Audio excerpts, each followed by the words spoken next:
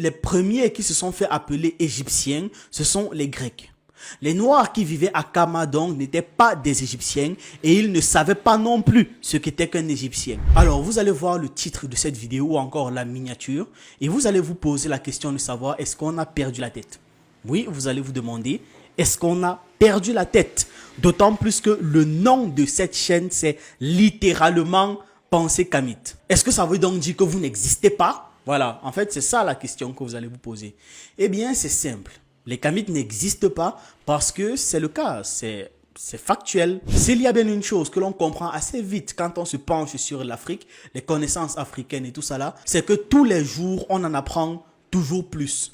Et que parfois même on apprend des choses qui remettent en question, qui remettent en perspective absolument tout ce que l'on pensait savoir et que l'on pensait maîtriser. Connaissez-vous Afrique Suprême? Dans le cadre de cette vidéo, on va dire que c'est lui qui a tout remis en perspective. C'est le nom d'une chaîne YouTube que j'apprécie beaucoup et où j'apprends beaucoup de choses. Je vous encourage donc à aller vous abonner à cette chaîne. Je vais mettre le lien quelque part en description. Afrique Suprême a fait une vidéo récemment où il revient sur la question de l'identité des anciens Égyptiens en disant que les anciens Égyptiens ne peuvent pas être noirs. Tout simplement parce que les anciens Égyptiens n'existent pas. Et que les Égyptiens non plus ne peuvent pas être noirs simplement parce que les Égyptiens sont des Arabes, des Romains et des Grecs. Dans cette vidéo, vous allez comprendre pourquoi est-ce que les anciens Égyptiens n'ont jamais existé, pourquoi les Égyptiens même de l'Antiquité ne sont pas des Noirs et pourquoi on ne peut pas être Kamite. Je vous encourage à regarder cette vidéo jusqu'à la fin pour bien comprendre le propos et le développement du sujet. Vraiment, regardez jusqu'à la fin, quitte à mettre la vidéo en vitesse x2. C'est important de le faire avant de s'énerver quelque part.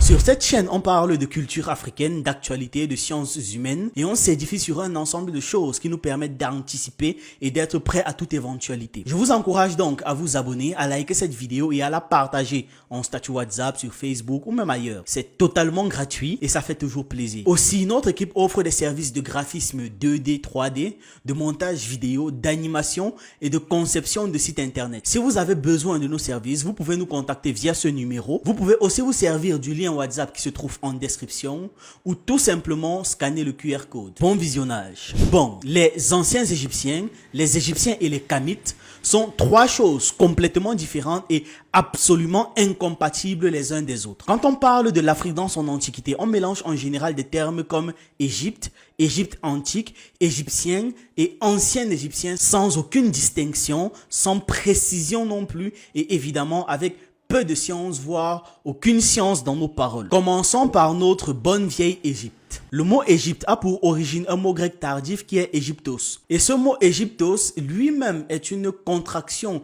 du mot grec Aegyptos. Et ce mot grec Aegyptos provient du mot Kamite et Kapeta. En fait, Aegyptos est une traduction de et Kapeta. Et Kapeta veut dire en français la capitale de Kama. C'est donc le nom Aegyptos aujourd'hui qui se prononce Égypte qui a été autrefois utilisé par les Grecs pour nommer la nation noire qu'ils avaient conquis. En 332 avant l'ère chrétienne, les soldats d'Alexandre le Grand attaquent la capitale de Kama. C'est une armée mixte composée de Macédoniens et de Grecs. Les gens qui se sont appelés les premiers Égyptiens donc, qui ont utilisé le mot Égypte pour s'identifier, ce sont les Grecs. Et cette Égypte macédonienne et ptolémaïque a duré de 332 à 30 avant l'ère chrétienne. D'ailleurs, à ce niveau, j'aimerais mettre une petite parenthèse. Si vous lisez les livres des Occidentaux sur la conquête de Et Kapeta par Alexandre le Grand, vous allez pleurer de rire littéralement. Les gars vous disent par exemple que Alexandre le Grand est allé à l'oasis de Siwa dans le désert occidental pour visiter l'oracle d'Amon. Et cet oracle d'Amon qu'il est allé voir lui a révélé l'information selon laquelle Alexandre le Grand était le fils d'Amon. Et que en tant que tel, en tant que fils d'Amon, il peut aussi avoir un couronnement dans la capitale Mennaforé. Ah là là. D'ailleurs, Alexandre le Grand, selon l'oracle, devait être placé dans la tradition des rois pharaons, donc des seigneurs en fait de l'Égypte, des seigneurs autochtones et natifs d'Égypte. On applaudit pour qui, on applaudit pour la vérité. Non, les gars sont forts.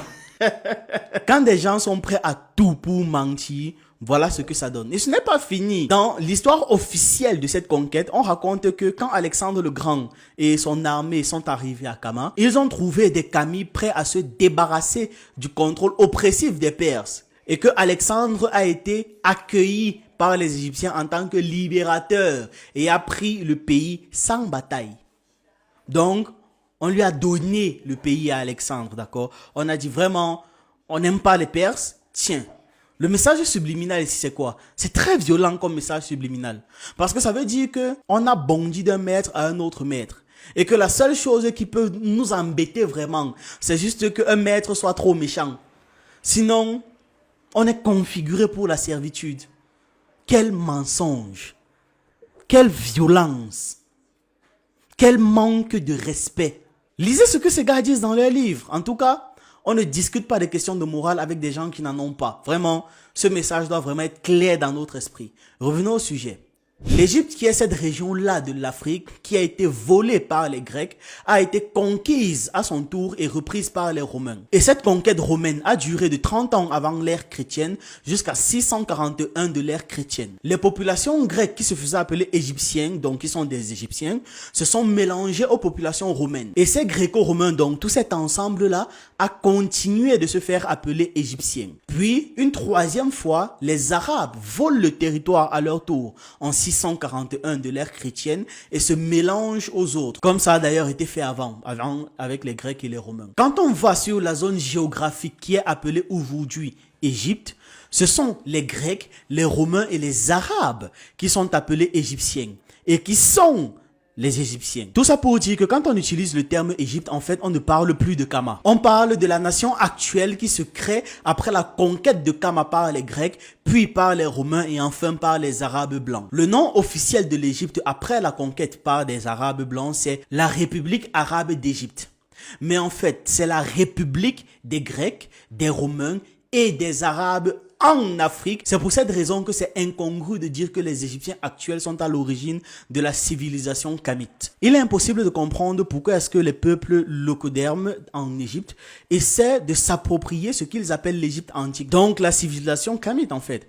En gros, la construction des pyramides, du sphinx et toutes ces choses-là qui fascinent l'histoire aujourd'hui. Et c'est impossible de le comprendre parce que le titre de leur nation, c'est la République arabe d'Égypte. Ce qui signifie qu'ils ne viennent pas d'Égypte, mais qu'ils viennent d'Arabie. Et donc, s'ils viennent d'Arabie et de surcroît qu'ils sont venus 1000 ans après la chute de Kama, comment est-ce qu'ils peuvent oser prétendre être les descendants d'une civilisation qu'ils n'ont même pas connue, qu'ils n'ont même pas vue? Sérieusement. C'est impossible qu'ils soient à l'origine de cette civilisation. Kama et l'Égypte sont des périodes historiques bien différentes, même s'il s'agit d'une même région. Donc, utiliser le nom renvoie à une référence historique bien précise. On ne doit pas dire Kama tout en voulant parler de la République arabe d'Égypte. Et on ne peut pas dire Égypte, donc la République arabe d'Égypte, tout en voulant parler de Kama. Comme on l'a vu, les premiers qui se sont fait appeler Égyptiens, ce sont les Grecs.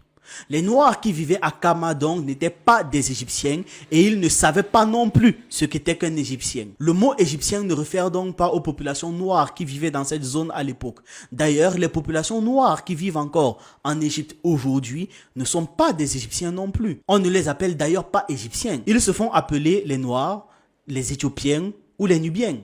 Donc même aujourd'hui, il n'existe pas de noirs égyptiens. Utiliser le mot égyptien fait référence à toutes les populations non noires qui vivent et qui ont vécu dans la zone géographique qu'on appelle aujourd'hui l'Égypte. Les noirs qui ont vécu à Kama dans le passé et qui vivent en Égypte aujourd'hui, ce sont les Muntu. Muntu signifie les civilisés. Ces noirs-là sont aussi les Kami. Et ces Muntu actuels sont désignés aujourd'hui en Égypte comme les Nubiens, les Noirs ou les Éthiopiens. Mais vous devez savoir que les Muntu ont peuplé le continent africain dans son ensemble. Et ce sont ces Muntu-là qui vivent actuellement dans l'intégralité de l'Afrique noire.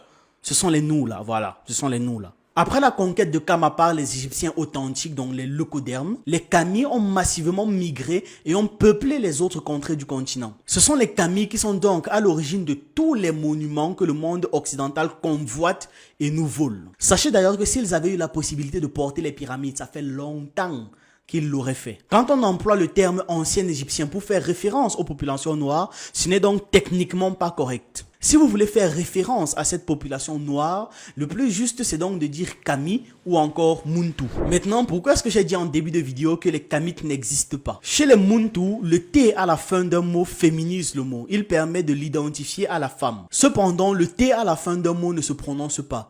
Quand le T est à la fin du mot, il devient muet. Donc on dira par exemple la Ma et non pas la Maat. Et tout comme Ma, KMT, qui est la nation noire, a un T à la fin. Ce T démontre que c'est féminin.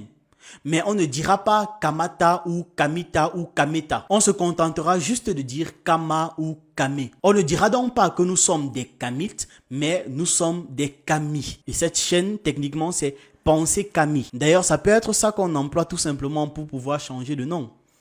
Ouais, c'est une idée. On va donc faire un gros récapitulatif. Quand on utilise le terme ancien égyptien, on fait référence aux ancêtres des Grecs, des Romains et des Arabes.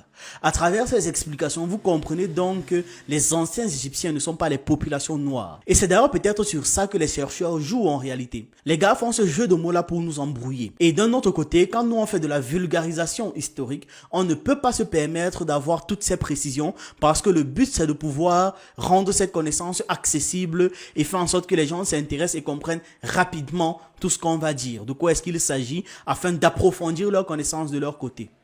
En tout cas, donnez toujours de la force à ceux qui partagent du savoir, parce que c'est grâce à ce partage de savoir que maintenant, on a mis à jour ces informations-là, même si dans certaines de nos vidéos, on pourra toujours dire ancien égyptien, on pourra toujours dire Kamite, ainsi de suite, pour la simple question de vulgarisation. Il faudrait donc savoir que dans les précisions et dans les spécificités, voilà comment est-ce qu'il faut employer le terme Kami, Kama et ancien égyptien ou encore égyptien tout court. Sachez qu'il y a encore beaucoup d'ignorance sur l'histoire de l'Afrique, sur l'histoire de Kama, et que chaque partage permet de mettre à jour ce que nous pensions vrai encore il y a quelques jours. Dans la recherche de notre identité, même si parfois on sera obligé de prendre des raccourcis pour se faire comprendre de nos frères qui ne sont pas encore dans le mouvement, on doit comprendre que les noms ont un sens et une vie et ne sont pas juste des nomenclatures comme ça pris à la va-vite. Donc pour ceux qui peuvent, utiliser les vrais noms le plus possible pour pouvoir charger en vibration les noms Kami. Je vais vous laisser avec cette question. Un nénuphar géant se trouvant dans un lac double de taille chaque jour. Au bout de 10 jours, ce nénuphar recouvre la moitié du lac. Combien de jours lui aura-t-il fallu pour recouvrir entièrement le lac?